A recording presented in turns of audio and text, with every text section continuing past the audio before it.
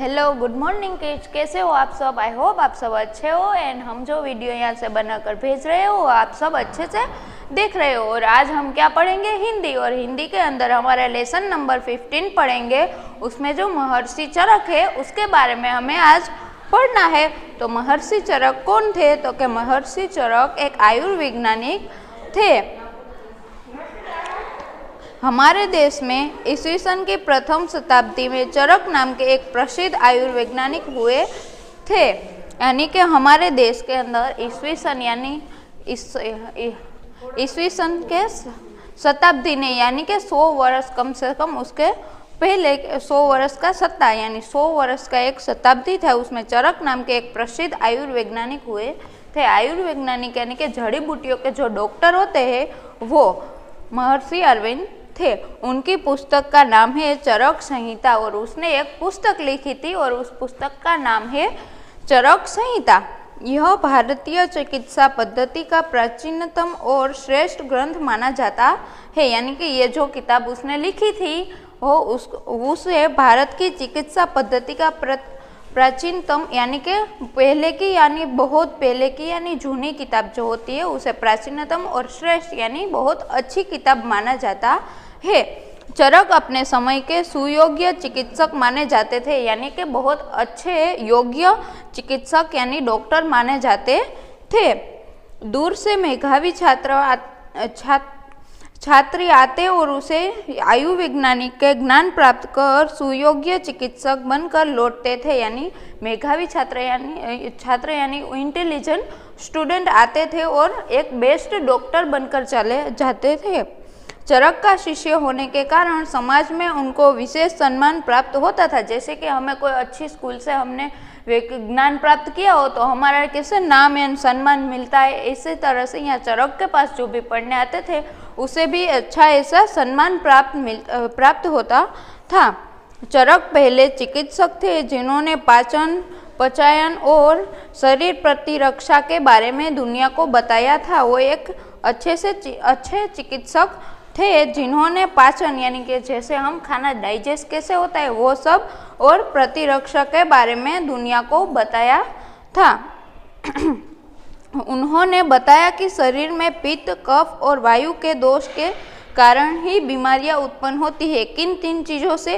पित्त यानी कि जो हमारे शरीर के अंदर एसिडिटी के जैसे एसिड का प्रमाण होता है वो, कफ और वायु के दोष के ये 3 कारण के तीनों कारण के हिसाब से हमारे बीमारियां सबसे ज़्यादा होती। ये तीनों दोष जब तक शरीर में संतुलित रहते हैं तब तक व्यक्ति स्वस्थ रहता है। यानी ये तीनों है पित्त, कफ और वायु। ये तीनों जब तक हमारे शरीर के अंदर संतुलित रहते हैं तब तक हमारा शरीर अच्छा एंड स्वस्थ रहता है।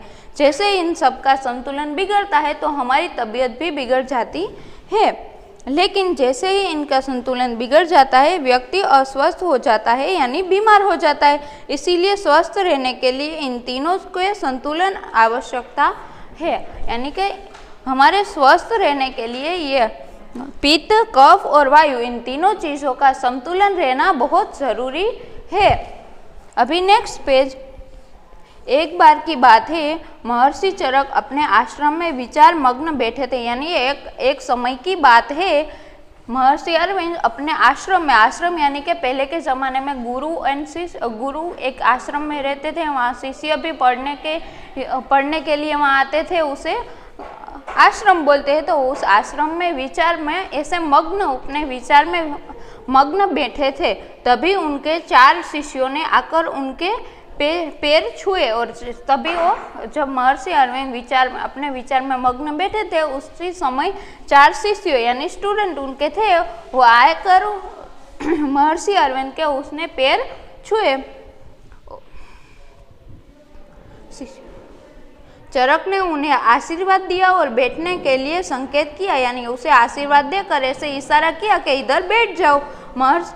महर्षि अनुभवी आंखें ताड़ गई कि वे कुछ पूछना चाहते थे। ताड़ गई यानी कि वो जैसे कि हमें किसी के हाव भाव से हमें पता चल जाता है ना कि ये क्या करना चाहते हैं या क्या पूछना चाहते हैं, इसीलिए ताड़ गई कि वह कुछ पूछना चाहते हैं। इसीलिए उसने अपने अनुभवी थे, इसीलिए उसे पता चल गया कि ये चारों स्टूडेंट कुछ पूछना चाहते हैं। ये चारों आश्रम के नए छात्र थे, यानी कि नए स्टूडेंट थे। अंते पूछने में संकोच कर रहे थे, इसीलिए उसे पूछने में संकोच हो रहा था। महर्षि ने प्यार भरे स्वर में पूछा, यानी प्यार से पूछा, क्या बात है, तुम लोग क्या पूछना चाहते हो? चारों शिष्य कुछ शक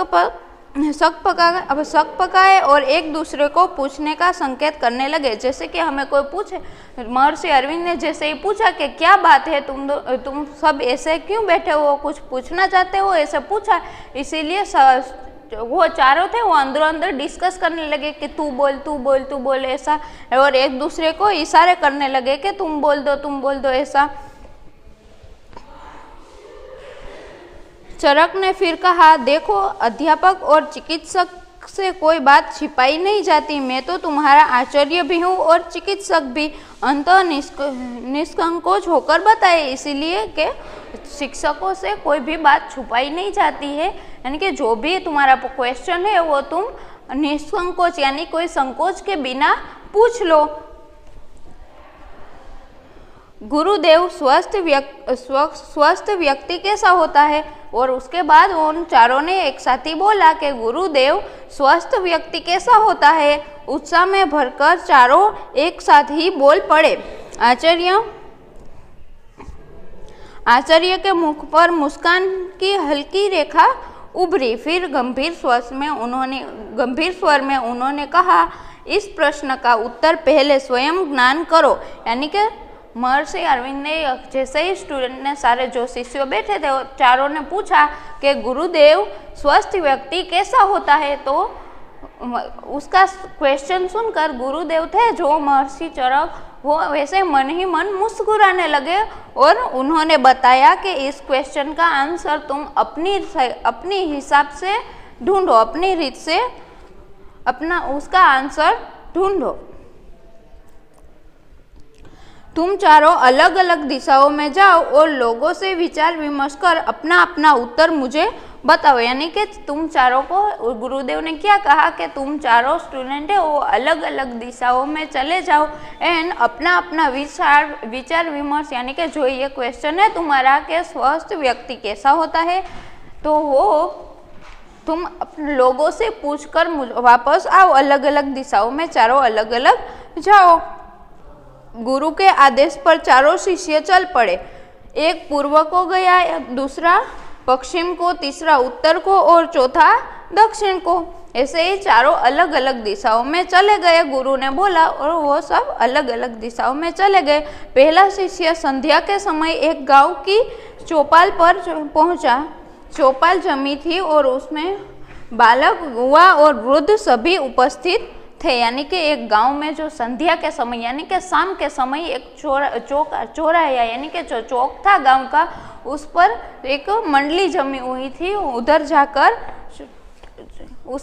उसने पूछा, उसमें बालक, युवा एंड वृद्ध यानी घरडा सब उधर उपस्थित यानी हाजिर थे। उसने अपना परिचय मुखिया को दिया और उस ग्रुप में, मंडली में जो मुखिया था उसे अपना परिचय दिया।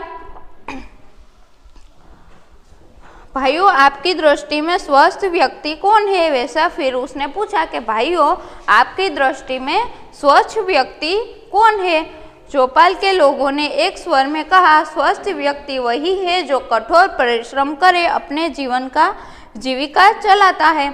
इसीलिए जब उसने क्वेश्चन पूछा कि स्वस्थ व्यक्ति कौन है, तो सभी जो मंडली में जितने भी चौक पर भी चौराहे पर बैठे हुए थे, उन सभी ने एक साथ बोल पड़े कि स्वस्थ व्यक्ति वही है जो कठोर परिश्रम यानी ज्यादा मेहनत कर काम करता है, वो व्यक्ति सबसे ज्यादा स्वस्थ है।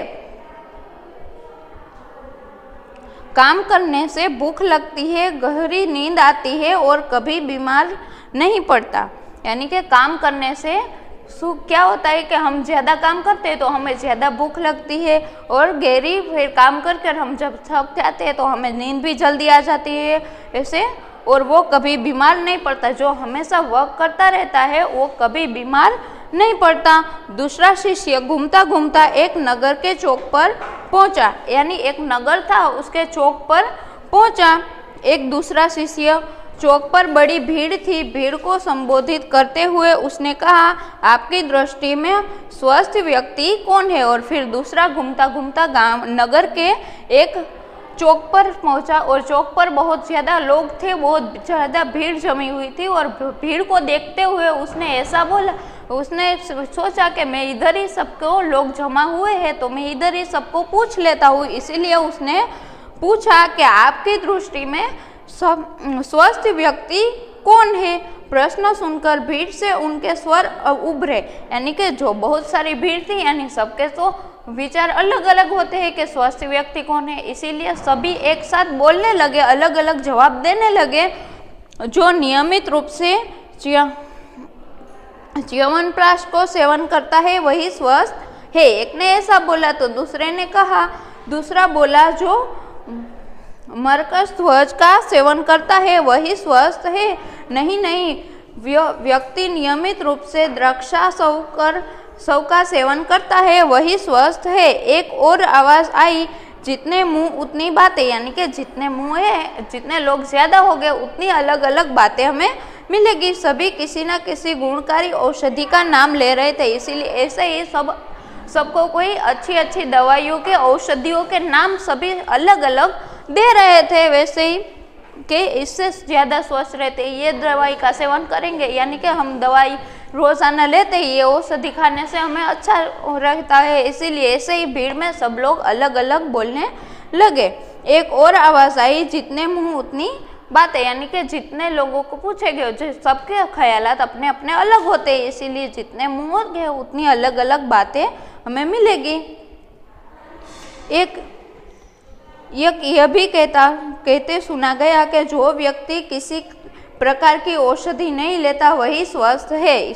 तो किसी ने, थोड़े बहुत लोगों ने ऐसा कहा कि ये औषधि, यानी कि ये दवाई या ये जड़ी बूटियों से अच्छा रहता है। तो दूसरे ने, एक ने कहा कि जो कोई भी औषधि कोई भी दवाइया की यानी जरूर नहीं पड़ती, वो व्यक्ति सबसे ज़्यादा स्वस्थ है। तीसरा व्यक्ति प्रातःकाल के समय एक जलाशय के पास पहुंचा। वहाँ बहुत से लोग स्नान कर रहे थे, यानी कि बहुत से लोग नहा रहे थे। जवान और किशोर तैर रहे थे और बालक वृद्ध पानी में डुबकियां लगा रहे थे। जो जवान और किशोर थे, जो वो यानी बड़े बच्चे जो थे वो तैर रहे थे और बाकी वृद्ध एंड जो छोटे बालक थे वो पानी में डुबकियां लगा रहे थे। उसने सभी स्नानार्थियों का ध्यान आकर्षित करते हुए कहा, यानी कि जो स्नानार्थियों, यानी जो जितने भी लोग वहाँ नहा रहे थे, उन सभी का ध्यान उसने अपनी तरफ खींचा और फिर आप लोग और उसने फिर पूछा कि आप लोग स्वस्थ व्यक्ति किसे कहते हैं?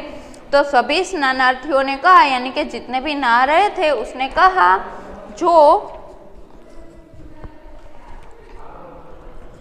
व्यक्ति प्रतिदिन स्नान करता है वही स्वस्थ है। यानी कि उसने कहा कि जो व्यक्ति डेली नहाता है वो ज़्यादा स्वस्थ है। तट पर व्यायाम कर रहे लोगों ने कहा, नियमित व्यायाम करने वाले व्यक्ति स्वस्थ है। यानी व्यायाम यानी डेली के एक्सरसाइज, यानी तट पर यानी नदी के पास की जगह पर कुछ लोग एक्सरसाइज कर रहे थे। उसने बोला कि जो डेली एक्सरसाइज करता है वो ज़्यादा स्वस्थ है। तभी तैरने वाले बोल पड़े, तैरना एक अच्छा व्यायाम है, हम लोग प्रतिदिन तैरते हैं और इसीलिए स्वस्थ है। इसीलिए जो तैर रहे थे उस नदी में, उसने बोला कि जो डेली तैरते हैं, तैरना एक अच्छी एक्सरसाइज है, उससे हमें अच्छी एक्सरसाइज हो जाती है। इसीलिए नियमित रूप से तैरने से भी हमारा स्वास्थ्य अच्छा रहता है। इसीलिए हम डेली इधर तैरने आते हैं, इसीलिए हमारा शरीर स्वस्थ है। चौथा शिष्य घूमता घूमता जंगल में पहुंचा, यानी अभी चौथे की बारी कि चौथे ने क्या किया, घूमता घूमता एक जंगल में पहुंचा। कुछ दूर जाने पर ऐसे आदिवासियों के एक गांव मिला, यानी कि जो जंगल में कुछ लोग रहते हैं उसे आदिवासी बोला गया है कि जंगल में जो रहते थे, गांव से दूर प्राकृतिक जगह पर वो रह रहे थे। वो आदिवासियों का एक गांव मिला। उसने आदिवासियों से पूछा, स्वस्थ व्यक्ति कौन है? आदिवासियों ने एक स्वर में कहा, जो नगर की भीड़ भाड़ से दूर प्रकृति के स्वच्छ वातावरण में वास करता है तथा शुद्ध और प्राकृतिक भोजन करता है, वही व्यक्ति स्वस्थ है। तो आदिवासियों ने क्या बोला? उससे पूछा गया कि कौन सा व्यक्ति सबसे ज्यादा स्वस्थ है? तो उस आदिवासियों ने बोला कि नगर की भीड़ से यानी पोल्यूशन और सबसे दूर एक जंगल में यानी प्राकृतिक वातावरण के साथ जो रहता है, अच्छा भोजन करता है, वही स्वस्थ है, वही व्यक्ति स्वस्थ है। देखिए हम सब कितने स्वस्थ हैं, मिलो हिरण के पीछे दौड़ सकते हैं, यानी कि मिलो यानी बहुत ज्यादा हम हिरण के साथ, हिरण तो कितनी तेज भागता है, इसीलिए उसने ऐसा बोला कि हिरण के पीछे भी दौड़ सकते हैं हम, देखते देखते पहाड़ों पर भी चढ़ सकते हैं हम। नगर के लोगों की तरह न कोई दवाएं खानी पड़ती है और न ही बुढ़ापे में हमें दूर की चीजें देखने में कोई परेशानी होती है। इसीलिए वो आदिवासी ने क्या कहा कि हम नगर के पोल्यूशन से दूर रहते हैं और प्राकृतिक जगह पर हम रहते हैं, हम अच्छा खाना खाते हैं, जैसे कि प्राकृतिक, कैसे ऐसा वैसा ऑयली है और ऐसा वैसा खाना नहीं खाते, इसीलिए हमारा शरीर स्वस्थ है और हमारा शरीर स्वस्थ है। हम देखो पहाड़ पे भी आसानी से चढ़ सकते हैं और हिरण के पीछे भी भाग सकते हैं, इसीलिए हमारा शरीर इतना अच्छा है कि हम नगर से दूर एक प्राकृतिक जगह पर रहे हैं। और देखो हमें कोई और फिर कहा कि हम जब बूढ़े हो जाते हैं यानी वृद्ध हो जाते हैं तो तब हमें देखने में भी कोई तकलीफ नहीं होती, इसीलिए हम सबसे ज्यादा स्वस्थ है। चारों शिष्यों अपने अपने विचार के साथ अपने गुरु के पास पहुंचे। अभी चारों के अपने आंसर मिल गए कि क्या बोला, तो चारों ने अलग अलग दिशाओं में जाकर स्वास्थ्य व्यक्ति कौन है उसके बारे में सर्च किया, पता लगाया और फिर चारों मिलकर वापस गुरुदेव के पास आए। उन्होंने चरण स्पर्श कर बारी बारी से अपने अनुभव सुनाए और यह जिज्ञासा व्यक्त की कि किसको सही माने। इसीलिए जिज्ञासा की कि ये आशा सबने बारी बारी से नहीं, एक के बाद एक सबने बताया कि स्वस्थ व्यक्ति ये होता है, ऐसा होता है, अलग अलग सबके। जैसे कि ये चौथा व्यक्ति है, उसने जंगल में जाकर सब स्वस्थ व्यक्ति कौन है कि जो जंगल में प्राकृतिक वातावरण में रहता है और अच्छा खाना खाता है, जैसे कि ऑयली ने वैसा सब नहीं खाते हैं, वो ज्यादा स्वस्थ है। वैसे ही सबने बारी बारी से अलग अलग से गुरुदेव को बताया और ये जिज्ञासा यानी कि ये इच्छा की कि गुरुदेव सब किसको ये सही बोलते हैं, किसका आंसर सही है, ये इच्छा उसे गुरुदेव के पास रखी। महर्षि चरक ने कहा, तो अब तुम किसे स्वस्थ मानते हो? महर्षि चरक ने वापस उससे पूछा कि अब तुम इस का जवाब, सबके जवाब सुने तुमने, तो अब इसमें से कौन सही है ये बताओ, यानी कि स्वस्थ किसे कहते हैं? गुरुदेव, कठोर परिश्रम ही स्वस्थ रहता है। एक ने बोला कि कठोर परिश्रम यानी कि जो ज्यादा मेहनत करता है वही स्वस्थ रहता है। फिर पहले ने कहा, मैंने अपनी आंखों से देखा कि लोग चयन व प्रकाश, मरक ध्वज और स्वास्थ्य वर्धक औषधियों के सेवन से स्वस्थ रहता है। इसीलिए एक ने ऐसे अलग अलग जड़ी बूटियों के नाम बताए कि ये जड़ी बूटियों सेवन करने से यानी डेली लेने से व्यक्ति स्वस्थ रहता है। और दूसरा बोला, गुरुदेव मुझे तो लगता है कि नियमित व्यायाम करने वाले ही स्वस्थ रहते हैं। इसीलिए तीसरे ने बोला फिर कि नियमित यानी कि डेली एक्सरसाइज करने से शरीर स्वस्थ रहता है। दूसरा बोला, गुरुदेव मुझे तो लगता है कि नियमित व्यायाम करने वाले ही स्वस्थ रहते हैं। तीसरा बोला, प्राकृतिक जीवन ही स्वास्थ्यकर है, यानी कि प्राकृतिक जीवन यानी कि जैसे कि प्राकृतिक जीवन में जो जंगल के नगर से दूर जंगल में रहते हैं वो प्राकृतिक जीवन वही स्वस्थ है। शहर से दूर प्रकृति की गोद में रहने वाले ही स्वस्थ व्यक्ति है। चौथे शिष्य ने कहा। एक प्रश्न के 4 उत्तर सुनकर महर्षि चरक कुछ मुस्कुराए और फिर कहने लगे, तुम लोग ठीक कहते हो।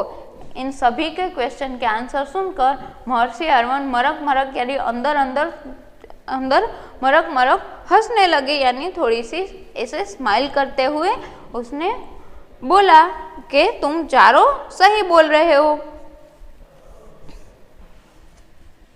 परंतु एक प्रश्न के 4 उत्तर कैसे हो सकते हैं, ऐसे बोला गुरुदेव ने। शिष्यों ने फिर कहा कि 4 नहीं, ये 4 बातें मिलाकर तुम्हारे प्रश्न का उत्तर बन जाता है। यानी कि ये चारों ने जो आंसर दिया वो चारों ही स्वस्थ शरीर के लिए जरूरी है। इसीलिए चारों क्वेश्चन के आंसर को मिला दो तो वो एक आंसर बन जाता है ना। कि जैसे कि हमें अच्छा खाना भी चाहिए, डेली एक्सरसाइज भी करनी चाहिए, ज़्यादा मेहनत भी करनी चाहिए, सबसे हमारा शरीर स्वस्थ रहता है। स्वच्छ वातावरण में कठोर परिश्रम करके रोटी खाने वाले व्यक्ति निश्चित रूप में स्वस्थ होते हैं। शरीर को स्वयं स्वस्थ एवं शक्तिशाली बनाए रखने के लिए पौष्टिक आहार यानी प्रोटीन वाला खाना आवश्यक है। स्वच्छ हवा, पानी, धूप भी अत्यंत उपयोगी है। व्यायाम से शरीर गठिल यानी घाटिलू और मजबूत होता है। खेल कूद से मनोरंजन होता है और शरीर की स्फूर्ति बढ़ जाती है। जैसे कि हम खेलते हैं तो हमारे शरीर तंदुरुस्त रहते हैं, जैसे कि दौड़ भाग करते हैं हम तो हमारा शरीर तंदुरुस्त भी उससे रहता है। यौगिक क्रियाओं को सही ढंग से करने से व्यक्ति स्वस्थ और दीर्घ आयु बन जाता है। दीर्घ यानी कि वो अच्छा ऐसे स्ट्रोंग बन जाता है और जिससे उसे ज़्यादा बीमारियां भी आती नहीं है। तब औषधि सेवन स्वास्थ्य के लिए आवश्यक नहीं है, एक शिष्य ने पूछा। और तो एक शिष्य ने पूछा कि औषधि आवश्यक नहीं है लेना ही के औषधि यानी दवाइयाँ लेना जरूरी नहीं है। तो चरक बोले यानी कि गुरुदेव बोले, क्यों नहीं, जब कोई बीमार पड़ता है अथवा दुर्बल हो जाता है तो उसे औषधि सेवन करना चाहिए। यानी कि जब हम बीमार पड़ते हैं तो हम दवाइयाँ खाते हैं ना, तो ऐसे ही दुर्बल हो जाए यानी हमें कमजोरी जैसा लगे तो हम फिर भी दवाइयाँ लेते हैं, तब औषधि का सेवन करना चाहिए। आप अपनी बीमारियों और दुर्बलता दूर करने के लिए वह औषधियों का उपयोग करें, परंतु अपने पेट को औषधियों का भंडार न बनाए। यानी कि कुछ समय के लिए हम दवाइयाँ ले वो अच्छी बात है, लेकिन डेली हमें वो जरूर पड़े तो हमारा शरीर उससे भी संतुलन यानी स्वस्थ नहीं रहता है। औषधियों तो एक सीमा तक ही लोगों की सहायता कर सकती है, यानी कि एक सीमा तक ही औषधियाँ लोगों के शरीर को स्वस्थ रखने के लिए सहायता कर सकती है यानी हेल्प कर सकती है। यह सुनकर चारों शिष्यों ने चेहरे प्रसन्नता से चमक उठे। उन्होंने अपने प्रश्न का उत्तर मिल गया था। यह सुनकर चारों शिष्यों पे यानी उनके क्वेश्चन का आंसर मिल गया था, इसीलिए उनके फेस पर एक चमक थी और उन सबको ये समझ में आ गया था कि स्वस्थ शरीर रखने के लिए डेली एक्सरसाइज भी करनी चाहिए, प्रोटीन वाला खाना भी खाना चाहिए और सब कुछ यानी जीवन में हमारे काम हमारे काम हमें खुद से करने चाहिए। और फिर हमें डेली ज़्यादा मेहनत भी करनी चाहिए, जिससे हमारा शरीर भी स्वस्थ रहते हैं और हम ज़्यादा बीमार भी नहीं पड़ते।